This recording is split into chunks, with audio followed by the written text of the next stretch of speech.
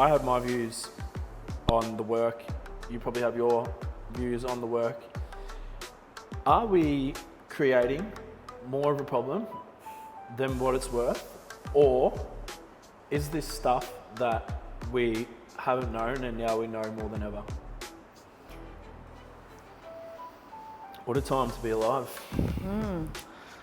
All right, shall we? Fantastic, thanks. How are you? I'm great. It's good to be in your space. It's good to be here. This is a pretty cool place. Thank you. I like the little vibe we got here. bit of feminine vibes. A bit of greenery. But we're going to bring the heat. So I want to dive into a few questions with you today. I'm intrigued. We've obviously connected and bringing some pretty cool stuff coming up. And I want to tap into a few questions that I brought to ask you personally today. Yeah, sure. Are you happy with that? Absolutely, let's go. Awesome. I want to know, what was the moment that got you into the space of helping people, healing people in multiple areas? You got a fair bit going on here. Yeah. What was the stage of your life or the turning point that lent you towards that? Yeah, that's a really good question. Is that too big, too early? No, I like to go straight into it. So you've met me where I love to be, and that's deep. So in the moment.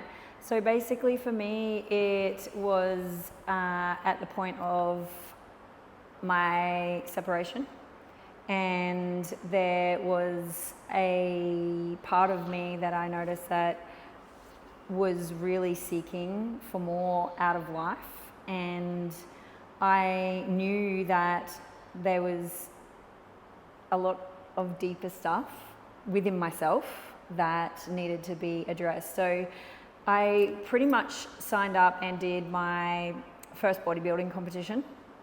And for me, it started with committing to like dry July because I was a binge drinker on the weekends. And yeah, that was like work all week and then binge drink on the weekends. I really was enjoying my fitness journey. I've been a part of like sports and all of that type of stuff growing up, and I just knew that there was more to life. And so I started with dry July, and then I committed to a bodybuilding competition. And through that process, it wasn't just about showing up and building my physical body. There was like this really huge piece that came around the mindset of the process. And at that time, it wasn't speaking super loudly to me. I think for me, that process was my savior, because it was in a time where I was struggling in my relationship. And I feel like that space was built enough confidence for me to sort of step away from what was no longer serving me. So being a young mum of 3 children at the time, I took that step into finding myself and really deepening my connection to myself. And that started with movement, and it started with nutrition, and then it kind of just kept on going and evolving as I went on my own journey. And there was so much past childhood trauma and all of that sort of stuff that was attracting these certain experiences and situations into my life that started to unravel as my path continued within the space of wellness and, moving my body and nourishing myself. And then I started to see these patterns that were showing up in my life, and that sort of brought me into the space of unpacking some deeper stuff for myself. So to answer your question, what brought me into the space of helping others was my own personal journey that really hit a huge passionate part in me, knowing that if I could do this, then and what it brought me in my life, then I could also help other people do the same and feel the same. Cool. I love that. The whole piece of taking your own sort of trials, tribulations, working through them, and then coming out the other side to be able to help another person through that. Yeah. It's really important. Based on what you just mentioned about the things that you obviously came first, your bodybuilding, the stresses of being a mother and whatever else it was, can you tell me what were the things that you had to face or the hard things that you had to go through to heal through in order to actually be able to help other people who came through to you? Yeah, of course. Well, I guess for me, the first thing that I witnessed was where I was actually using fitness and having that as a distraction and a dissociation tool to not having to face the deeper stuff that I needed to face. And I think, you know, I've always said this, that having children is like the biggest self-development program that you'll ever do in your life. And for me, it was like watching my children reflect my same behaviors. Yeah. To either myself or to each other. That's huge. And that was massive for me. It really hit home for me. And I was like, you know what, if I need to do this for my children. I want to be a role model for them, and I really want them to have the tools and I guess not repeat the same patterns that has come from generations before. So yeah, I was really invested in looking at that, and I'd done multiple different courses. I'd really sort of, similar to yourself, I actually started in the online space, and really with that came a lot of self-development. So it kind of was like this natural process, I'd like to say, or the universe had a bigger plan for me, and put me in this space of self-development, and it started peeling back the layers. So whilst I was like building this strong physical body, it was actually a protective mechanism to you know, because I was so broken underneath all of that. And I was building this big physical frame to be like, I am strong and I'm this and you know, like, but underneath all of that was like this deep trauma that needed to be witnessed. And as children, like our basic human needs are to be seen, loved and heard. So I had to really reflect on where I hadn't received that, I guess, that nourishment in life, and then starting to give that to myself first and foremost. So it was this whole big unpacking and process of getting in there and doing the work. And my first ever self-development program that I actually did was when I was 19 years old. And it was after I had my first son, and I went and did Brandon's course, and it was called The Journey. And that was like a whole eye-opener for me, because I felt so touched by that whole process that I was like, this is exactly what I want to do. I want to help others that are experiencing this same feeling of being stuck and not knowing how to heal or how to even know where to start. And I think that's the biggest thing for most people. So for me, my journey became my program. It's like, you know, how to sort of like tap into those areas that are needing witnessing and needing to be seen, loved and heard in order to be able to you know, improve your life, but also essentially have it be a ripple effect with, you know, your children, if you've got children, or, you know. Cool. I like that. You mentioned a few things to do with like moving, and I think, you know, momentum is one thing that a lot of people are stuck with in today's day and age. Your offer and what you provides people with the opportunity to do that.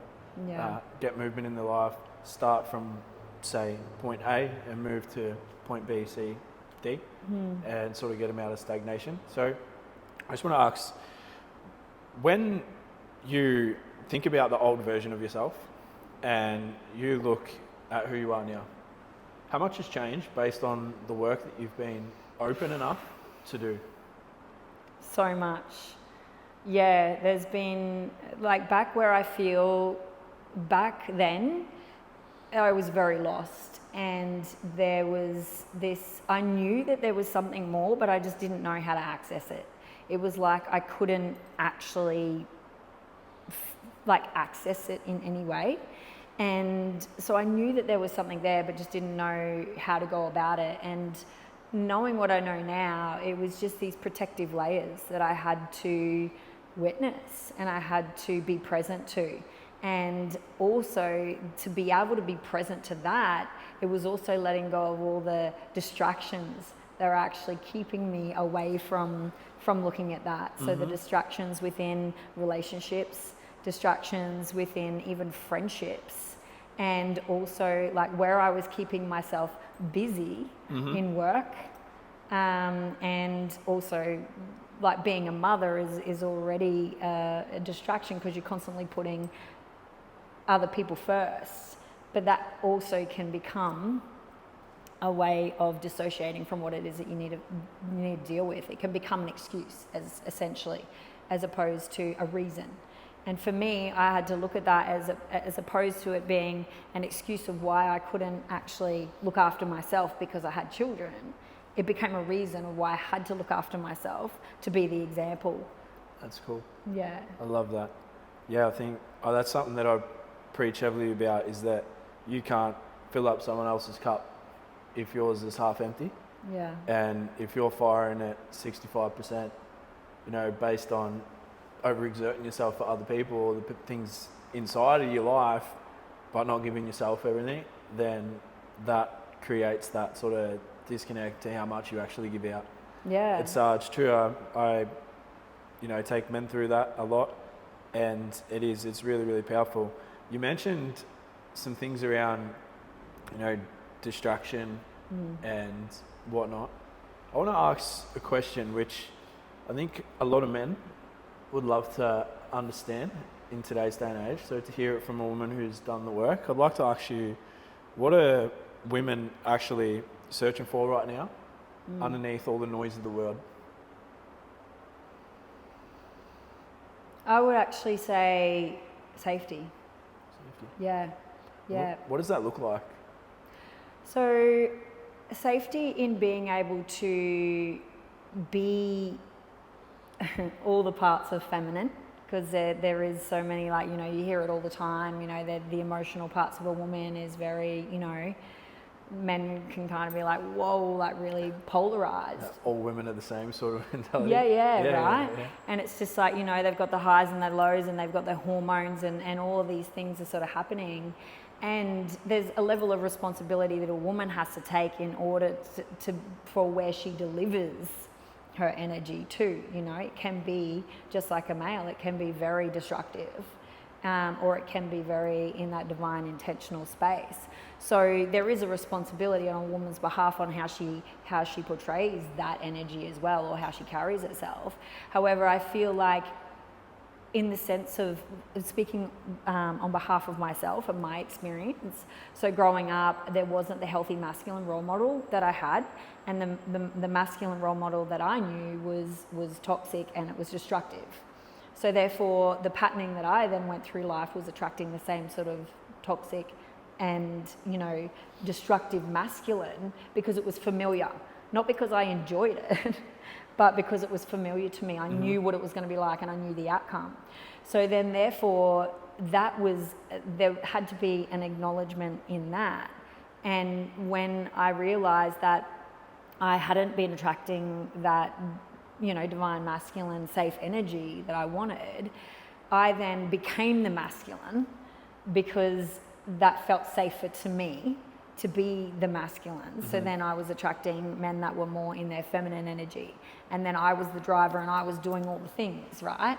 So I think for me now, looking at where I've been in those different phases of my life and understanding how I've attracted those relationships in my life that have mirrored to me exactly where I need to look within myself, I now find myself in a space where, and I feel like speaking to a lot of women too, they don't feel safe within the masculine energy. And it doesn't only just stem from, you know, like you said, putting all men in one box, like they're all the same, because they're not.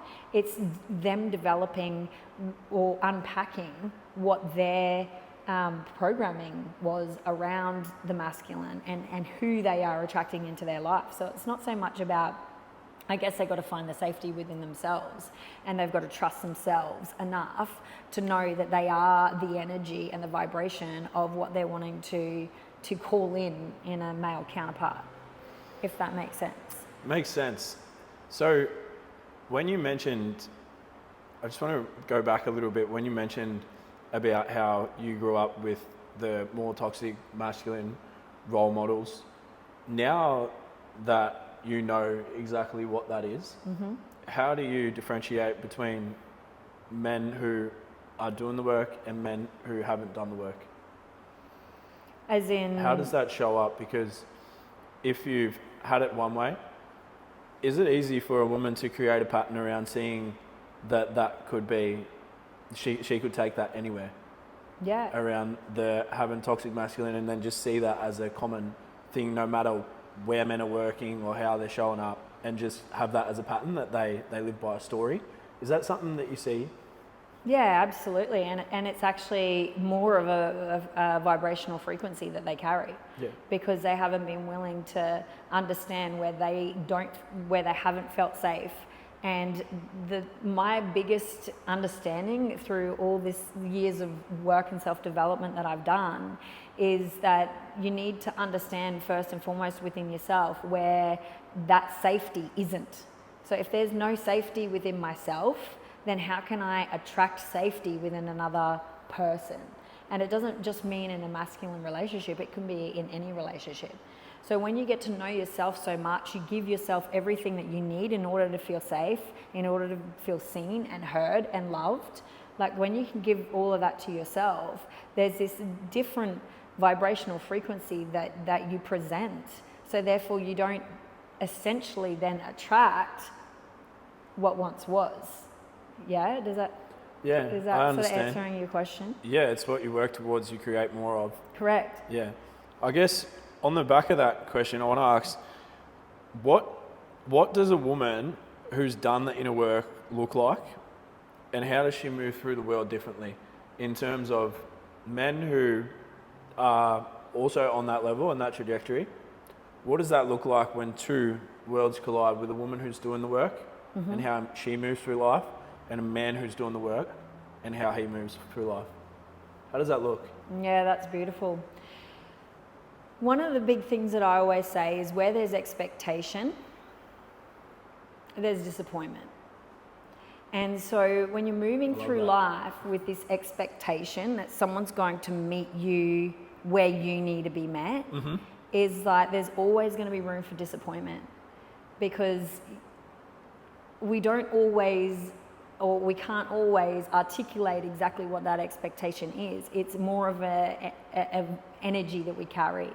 So I just want to sort of expand on that a little bit. Like I was having a conversation with this woman once, and she was saying to me, you know, like her partner doesn't make her feel beautiful.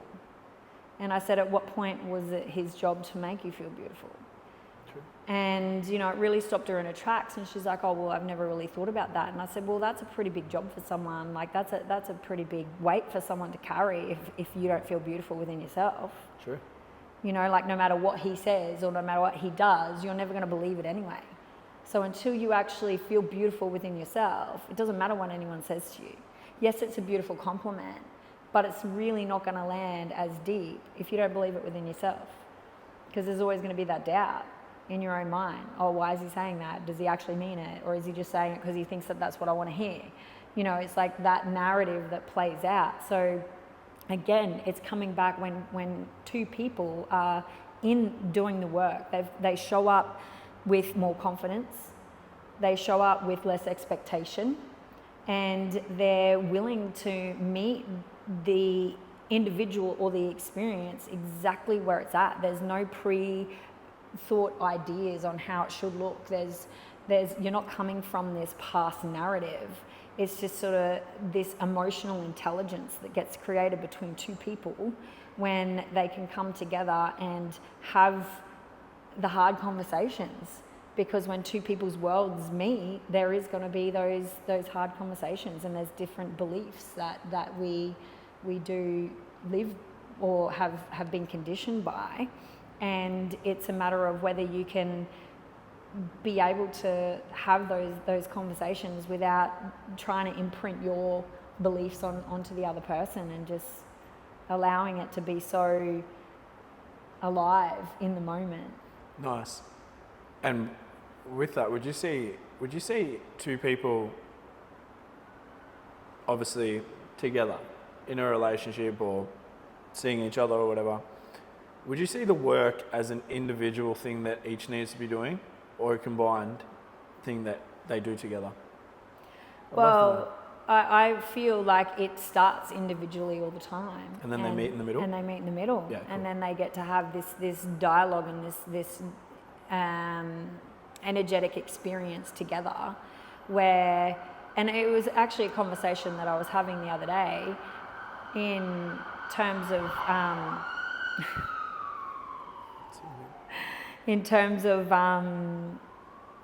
like if someone's coming from a wounded space, because look, as much as we've done the work, we're going to have our wounds that are going to show up, right? Because in relationships is where we get to grow, because we shine that mirror, or we reflect that mirror within each other. So when someone's in that wounded space, having the other person in that conscious space to be like, hey, I really see that what's happening right now is impacting you, and I just want you to know that I'm here for you when you're ready to talk, or if you just need me to hold space for you, that's totally cool. But not meeting them in their wound, if that makes sense. Yep. It's like being conscious enough to know that you're not, like, I'm not taking it as a dig at me. I'm witnessing you in your feelings, in your truth. So I'm not meeting you in that space, and we're not like, I'm not going, oh, he's angry with me and he doesn't want to talk to me. It's like witnessing that individual where they are, and just being like, I see you. I can see that you're hurting. I can see that something's on your mind, and I'm just letting you know that I'm here when you're ready to have that conversation, and, you know, like being able to hold that space without being reactive. Yeah, I feel like that's a difficult thing for men to do as well, and not come from a defensive standpoint or a judgmental standpoint when it is just a simple conversation like that. Yeah. In a lot of cases it gets wayward.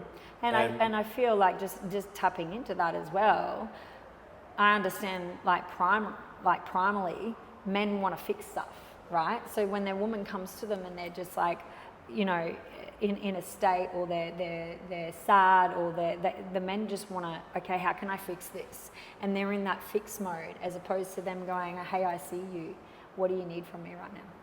And like asking the question, as opposed to trying to fix it, or thinking that it's even, you know, about yourself, because it's touching on a wounded space of you.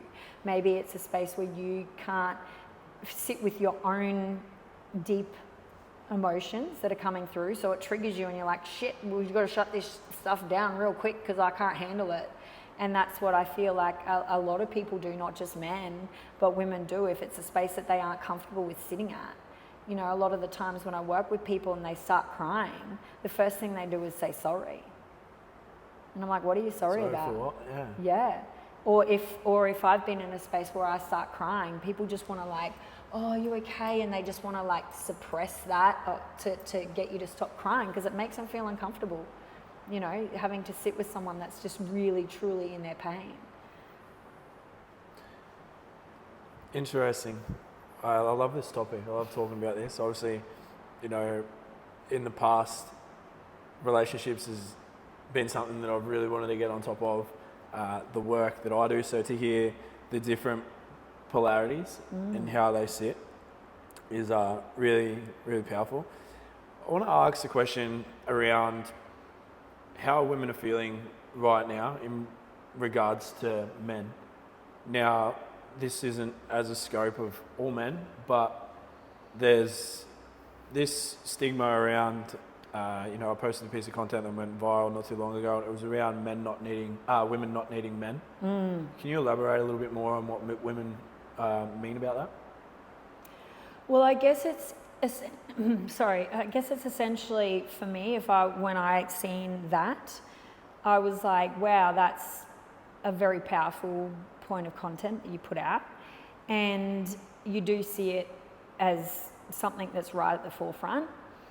And I'm going to go a bit two ways on this one, right? Because I feel like right now in society, there is this really big light being shone on domestic violence in relationships. And the more that comes up into the algorithms, like we were talking about algorithms before, the more that comes up, everything is energy, and it's an energetic frequency. So if you're tapping into that, you're going to be finding more of that in your life.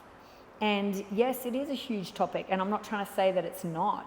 And women are feeling fearful, like they don't feel safe in the relationship, they don't feel safe physically, mentally, emotionally, financially, because there is this great divide that's happened, and it's happened for generations. Like, we're talking hundreds of thousands of years that this has happened.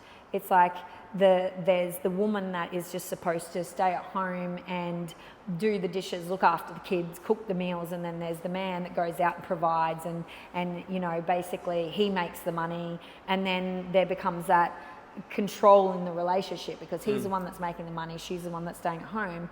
It's like these two worlds that were meant to work together so beautifully and support each other's roles and move through life as a powerful force that have now been completely separated from the experiences that we've experienced. And unfortunately, women are in a space now where they don't feel safe. They don't feel like their heart is being held by a man. In some of the women that I speak to, they meet a man and they're really interested in him, and they're giving themselves a lot, emotionally, sexually, intimately within the relationship. And then they go on to find that they're either in a relationship or they're seeking multiple relationships. So therefore, they don't feel safe in that space. And then they just blanket all men are all cheaters. So it really depends on the woman and what her experience has been and her environment has been growing up.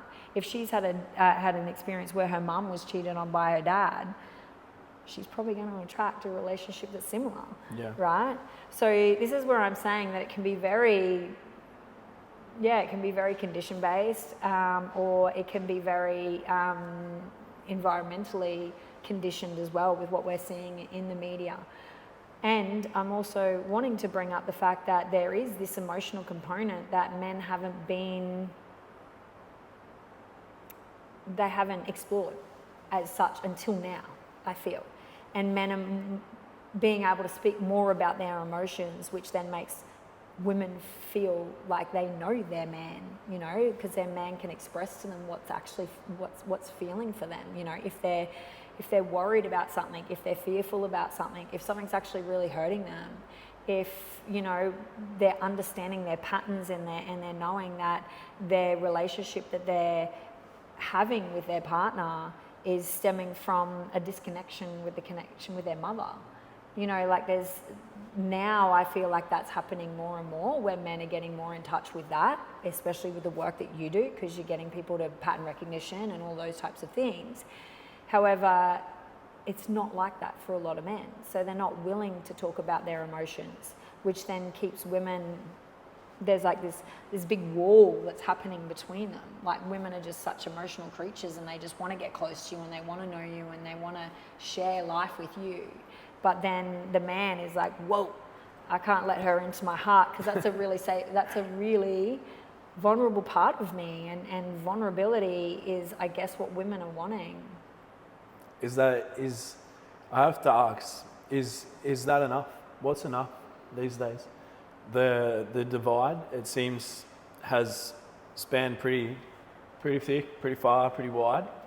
What do you think is enough, and what needs to be done to bring two together, that connection again, in today's modern era?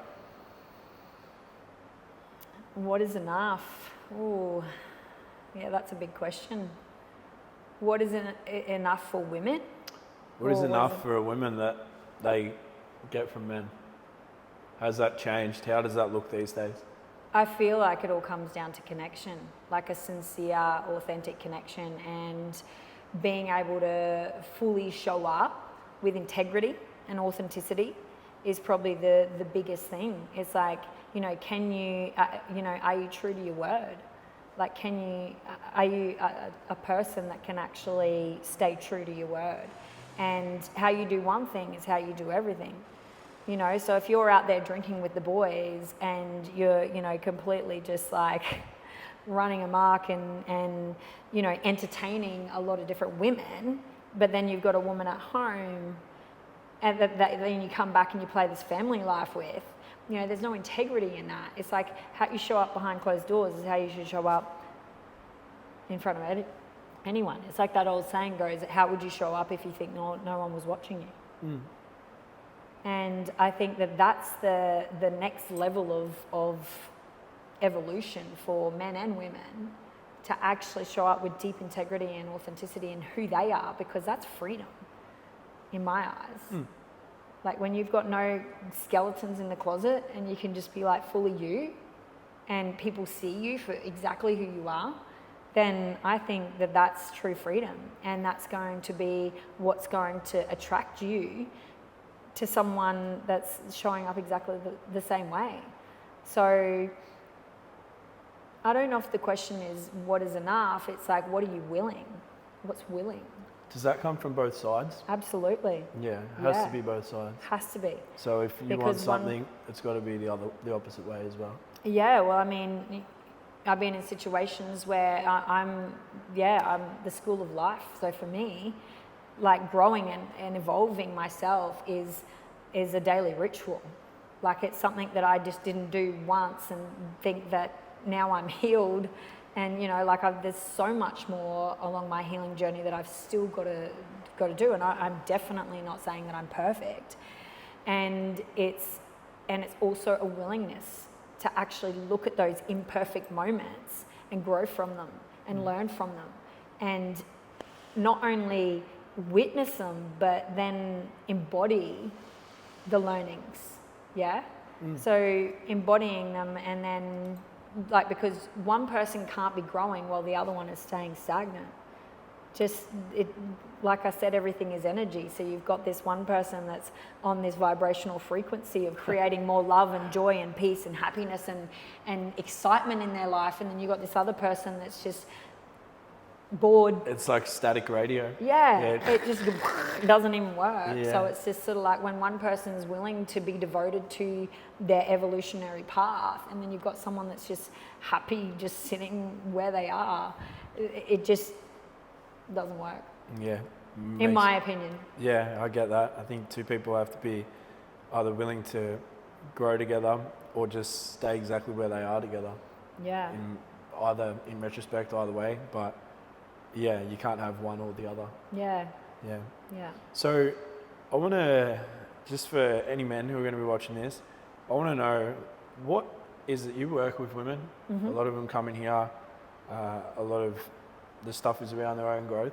Yeah. What does it look like for a woman when a man does the inner work, and how does that impact things below?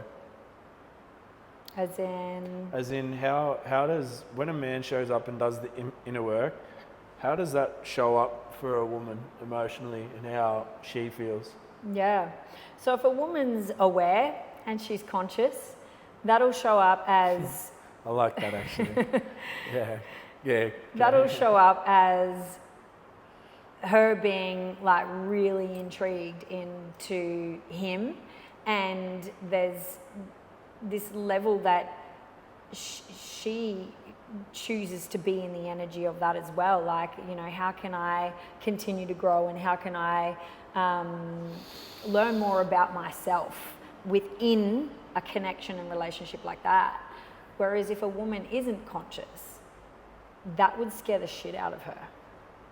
You know, that it's almost like, you know, I don't know, maybe you've had it with some people before, but you're just so conscious and you pick up on so many different things. You pick up on their energy, you know, the way that they speak, their body posture and all that sort of stuff. And they're just like, they're really thrown back by that. It's hyper-awareness. Hyper-vigilance. It's almost like they're like, whoa, like you're seeing too much of me that I don't want you to see. So then they just go, whoop, and they retreat and they're out of there.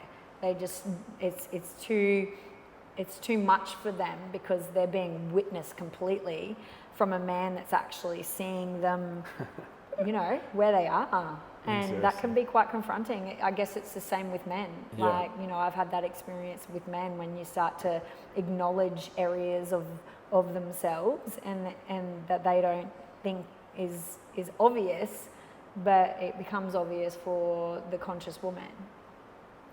Yeah. That's interesting. Some really cool points. What do you think emotional unavailability costs a relationship today? Oh, it costs the whole relationship. Yeah. Yeah. Can you elaborate on that? Okay, so you can have a man that sits there and listens. Yes, yep. I'll do that. Yes, I'll, you know, because a man wants to essentially be the best version of himself or his partner. And so this is how I feel personally. They want to keep connection within the relationship. So they'll either listen and say that they're going to do the things, but then never follow through. Or they will just completely shut out that whole emotional availability where they're either dissociating with work, so work becomes an addiction, or sports, or other things like drugs, gambling, drinking, like those things become these, spaces where men become emotionally distant. Yep. And although they deep down want to, there's this deep fear of being hurt, and there's that vulnerability component that they don't want to talk about. And emotional vulnerability leaves women feeling unseen, unheard, unappreciated, unloved, you know, like all of those things where women are designed to be nurturers. Yeah. You know, our you know, if you want to look at back in the primal spaces, it's like women nurture. You give them something, they'll create something out of it. Yeah. You build a house, they'll create a home.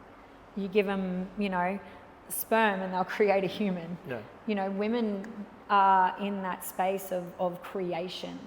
And when there's the emotional, when that's not available to them, they feel really on their own. And I guess that then creates that distance between the relationship, because when there's no safety there, she can't fully be fully herself and feel safe. She doesn't want to come up and hug him and hold him in his moments when he's not emotionally available there for her in her deepest moments. I love that. This is a really powerful question. I think it's going to create a bit of polarity. How do you determine between a woman who has done the work and a woman who is just following the narrative of the work that needs to be done to protect herself and blame men? Oh, you're speaking my language. So back when I first started all of the work, right, I was a self-development junkie. Mm-hmm. I went to that many self-development courses because I was just like, this is so amazing. Like, I spent 30 grand in like 6 months on self-development courses. Yep. And you'd talk to me and I would be able to tell you everything. Like, I was like the encyclopedia of self-development. And it wasn't until I actually sat back and I was sitting in this shit of my life, in one of my slumps, darkness, if you want to call it.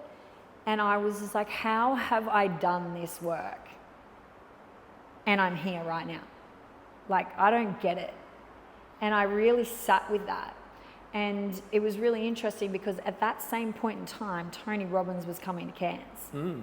And everyone was like, Tony Robbins is here, yeah. Shelley, you're coming, aren't you? And I was like, no, I'm actually not. And they were just like, what do you mean? Like, you come to all of this stuff. This is your jam. And I was just like, you know what? I'm not spending one more cent on another self-development course until I can embody what I've already learned. Integration. It's powerful. Integration, embodiment. Yeah. So you can know all the things, you can say all the things, but if you're still sitting in a space of judgment and blame and victimhood,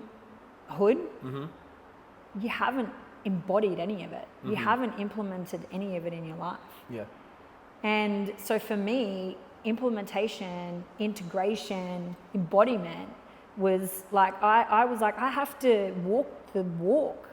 I have to walk the talk, whatever the saying is. It's like I have to be that. Like I can't just be saying that I'm doing that and then not fully doing it.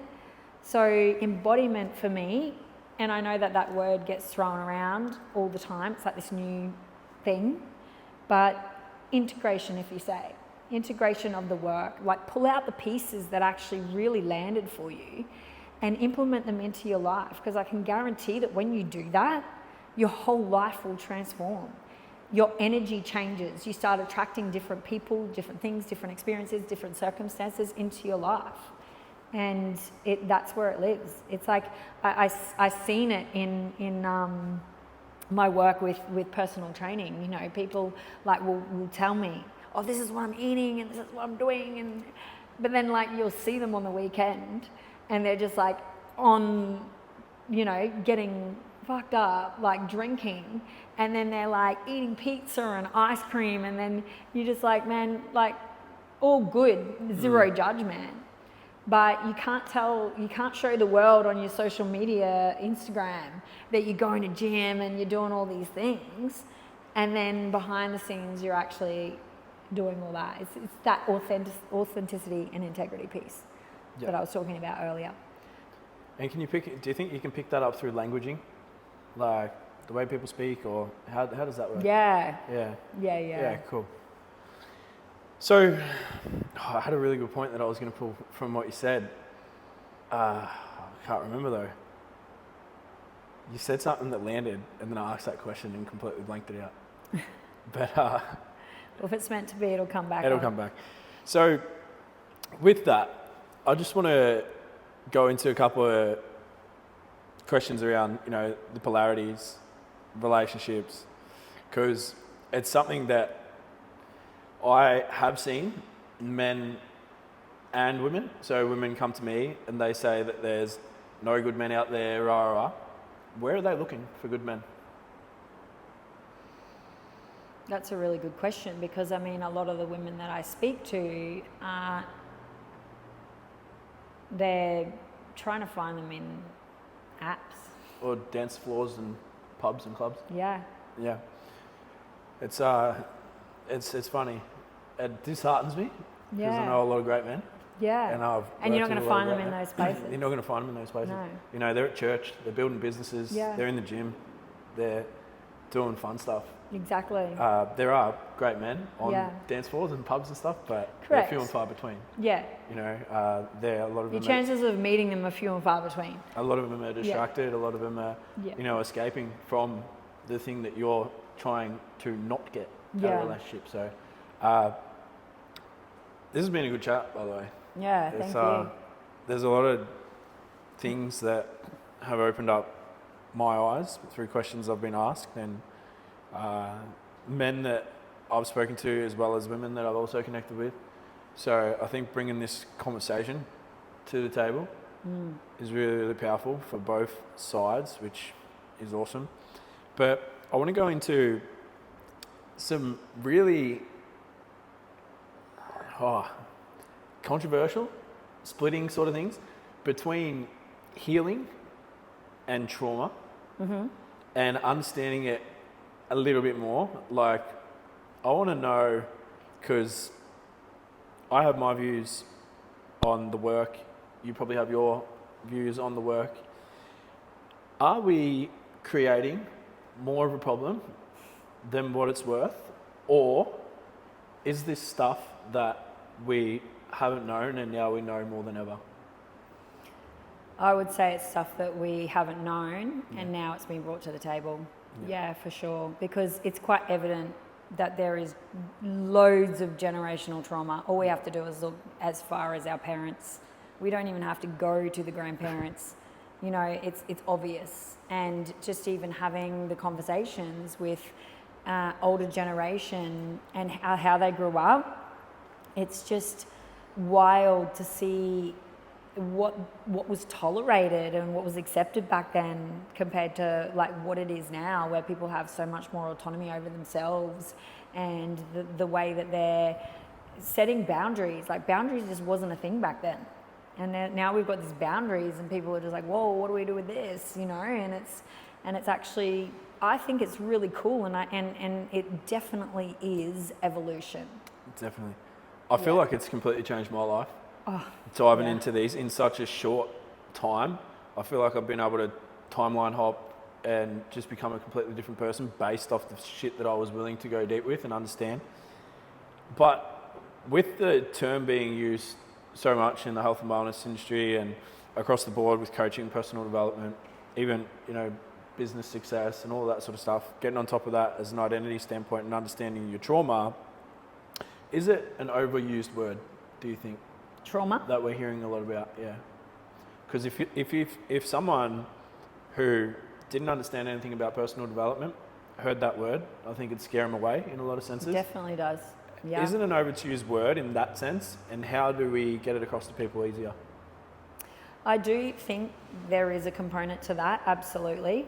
And, you know, it's also been talked about big T, little t trauma. Like, obviously, there's different stages of trauma, but that's only determined on how the person feels individually anyway. Mm-hmm. What could be little t trauma to you could be big T trauma to me. So it's like, there shouldn't even, well, there's not really a scale at the end of the day. However, yes, you're right. I feel like that word can really freak people out. And they're just like, what do you mean? Like, some people are just like, I don't have trauma. And then when you start, you know, talking and you start unpacking and, you know, there is the trauma that comes out. But some people suppress it so deeply that they actually don't even know it's there until they start unpacking and peeling back the layers. So I guess it's probably more a better, I guess, language maybe around it. It's more about noticing what's not working for you in your life, and are you noticing that it's actually a pattern? Because underneath patterns is emotions, and they're the ones that are dictating everything that happens within our life. So yes, the emotions could be linked to deep trauma, small t, big T, whatever you want to call it.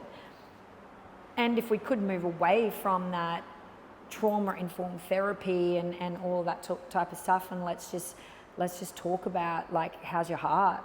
You know, how are you? Like, what's really happening in your world right now? And move into more of that language and getting people to actually reconnect back into themselves. Like what you said before, you were searching for everything externally because that's easy, right? But it's like, how can we come back to the, how am I feeling? How am I breathing? Some people just don't even know, like, that their shallow breath is keeping them in that fight or flight response. So it's like, how do we kind of like simplify it, where it's not like, come here, we're gonna like dig into your trauma, and it's just like, come here and let's have a chat, let's connect. Yeah, I think I look at the industry in a big scope. I feel like a lot of people can sort of lose themselves on the journey to doing the next best thing, the next big thing, and creating a story that they always need to heal from something. Yes. And never giving themselves permission to say, hey, I just want to be peaceful and happy. I just want to be solid with myself. And they're always searching for something that someone else can give them. Yeah. How do you see that? Because I see my program as a place that people can come, they can learn about it, and then we stay integrated through brotherhood and accountability. Yes. Yeah, I think it doesn't need to be anything too drastic in most cases, but a lot of people get caught up in the whole, how do I say it, the epidemic of self-development and having to do 1,000 things until they give themselves permission to live. Yeah. And you're so right. And I actually did I think it was a reel or a story on this. It's like being addicted to the work. And it is just another form of addiction. It's like you think that there's something wrong with you that you've got to constantly keep fixing. And the way that I see it is just like you, is being able to give people the tools that they can use over and over and over and over again. Yep. It's not like something that they've got to then go pay for again and again and again and again, right? Because like I was saying before, when I was doing those self-development courses, when I sat back and actually looked at it, it was all coming back to the same thing, but just said in a different way. Yeah. And so when I got that, I was just like, well, I don't really need to do another course. Yes, I can do another course to get better language, get better understanding of different, areas and patterns and all of those types of things. But realistically, it's like, keep it simple, stupid. Like, it's like bringing it back to the basics. Yes, I'm feeling activated right now. Okay, what's underneath that? Unpack it, whether you journal, whether you breath work, whether you meditate, whatever you do, like have your toolbox. And for me, like you just said with your brotherhood, I always have that saying, it's like, give someone a fish, you feed them for a day. Teach them how to fish, you feed them for a lifetime. And it's just like, how can you give people these tools that they can use for a lifetime that can help them on their journey of healing and evolution? Like, I'm not a healer, you're not a healer, but we do hold space for people that's safe and sacred, that they can do the healing work, because there's no judgment. And it's holding them to their truth without being the victim and without blame and all those other lower vibrational things. Yes, stepping into that truth is fucking so important. It's freedom.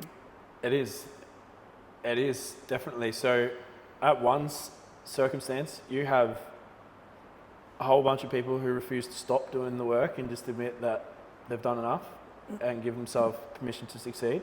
But then you have the other side of the pendulum, which are completely unconscious. How does that affect their life, health, and relationships? They're unconscious? Yeah. For not doing any of the work. Well, I guess if they don't see it as a problem, it's not a problem. That's a great question, and that opens up so much. Yeah. So, because if they're happy where they are, then they don't see it as being a problem, and there's nothing different. I like the way you rephrase that. So I have a lot of friends who are happy in their business, happy with their hustle, happy with their life balance and all that. But it's the people that understand that they're not, but do nothing about it, and then take that home, take that into their relationships. Project it into their life. Yeah. Or might even seek coaching and then still do nothing about it 5 years later. Yeah, cool. That's and awesome. it's whether they're willing to take responsibility for why those things aren't working, or whether they're just going to blame the relationship, whether they're going to blame the work, whether they're going to blame their boss, whether they're going to blame, whatever it is. It's like, are they actually willing to go, who's the common denominator here? And go, what responsibility can I take to find out how am I projecting this in all areas of my life? I love that. Do you want to tell me, we'll wrap it up in a minute, but when you talk about that, the blame and blaming others, and is there anyone really to blame other than ourselves? No. There's not. How do you see that? Because that's something I hold myself to. I take radical ownership on everything that happens in my life, and it's drastically changed my life. Even if I'm not in a position where I believe that I'm completely not at fault, I'll still look at it and take away a lesson of some sort, and I believe it's completely shifted my life. I no longer look externally for things. How does that look like for you? Well, I believe that you are exactly where you're meant to be in every given moment. And whatever that looks like is, you can either be the victim of it, or you can take the lessons and you can do exactly what you've done and grow and learn and evolve and implement and integrate and all of the things, right? Which is going to put you in a place where you are now, where you are loving life. You're like way better than where you were before. Whereas, with where you were before, there probably was blame. There was blame with your dad. There was blame with your ex-girlfriend. There was blame with, whatever it may have been. And I've been in that space too. I blamed my parents for a very long time. You know, like growing up in a household where there was DV and all of those types of things. It was just like, oh, well, if my parents were better, then I would have been better, right? Or, you know, I sat in that space, and it's the victim space. Whereas when I was able to kind of step back and look at that and understand that my parents did the best they could with what they had and what they knew, and being in a space now of gratitude of what I've been able to learn and implement into my own life and imprint onto my own children is just like, I am so forever grateful for all of those learnings. And it was one day I did a crystal light therapy healing with one of my beautiful friends, and like just literally just showed me this whole path. Even before I was actually a fetus in my mother's womb, it was like I could see the trajectory of my life and why I had to experience all the things that I had to get me to a point now where I get to share this wisdom and knowledge with other people and be able to help them shift from where they don't want to be to where they do want to be. And I will never take any of those experiences, as shitty as they were, like they've actually like really created the individual that I am today. And I'm proud of that. Like, I'm so proud of that. And I love myself in the way that like I've been to the depths of all these deep, dark crevices of my soul, and I've sat with that. And there's no, like, I don't judge myself for those areas of my life that I would have deemed shit or bad, or, you know, there's no shame around it, because in that moment of what I experienced, I extracted to learn from, and then I became a better person. If you're not doing that and you're continuing the patterns and the cycles, then yeah, you're going to find yourself in a shit cycle. Amazing. Yeah, never taking the lessons is just madness. Detriment. Yeah, it doesn't get you anywhere. Yeah. Awesome. One last question before we wrap it up. Mm-hmm. What do you think the world would look like if everyone was open to doing the work on themselves? Oh, there'd be so much love. I feel like love is probably the answer. You know, there would be connection as opposed to separation.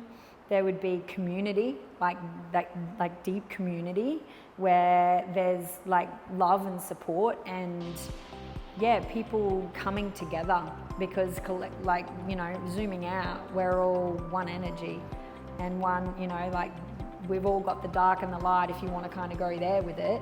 And we would just be living in such a space of so much love and compassion.